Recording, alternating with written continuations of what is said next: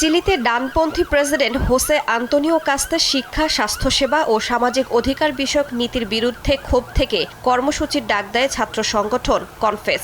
স্থানীয় সময় বুধবার রাজধানী সান্তিয়াগোতে শিক্ষার্থীদের ধর্মঘট ঘিরে পুলিশের সঙ্গে বিক্ষোভকারীদের সংঘর্ষ ছড়িয়ে পড়ে। জলকামান ও কাঁদানে গ্যাস ব্যবহার করে শিক্ষার্থীদের ছত্রভঙ্গ করে পুলিশ।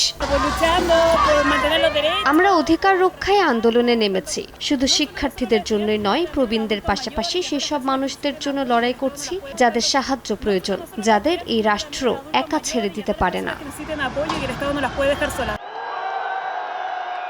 বিক্ষোভে উত্তাল আলবেনিয়ার রাজধানী তিরানাও। দেশটির উপকূলীয় সংরক্ষিত এলাকায় ১৪০ কোটি ইউরোর একটি বিলাসবহুল রিসোর্ট প্রকল্পের বিরোধিতায় রাস্তায় নামেন পরিবেশবাদীরা। তাদের ছত্রভঙ্গে জলকামান ব্যবহার করে পুলিশ।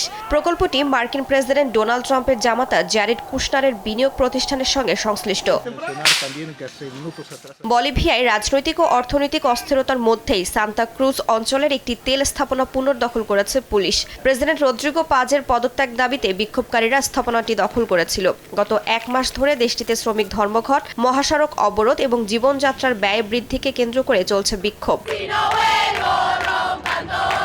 আর্জেন্টিনায় নারীর প্রতি সহিংসতার প্রতিবাদে কংগ্রেস ভবনের সামনে জড়ো হয় কয়েক হাজার মানুষ। কর্দোবা প্রদেশে ১৪ বছর বয়সী এক কিশোরীকে ধর্ষণ, হত্যা ও দেহ খণ্ডিত করার ঘটনায় দেশজুড়ে ক্ষোভ ছড়িয়ে পড়ে।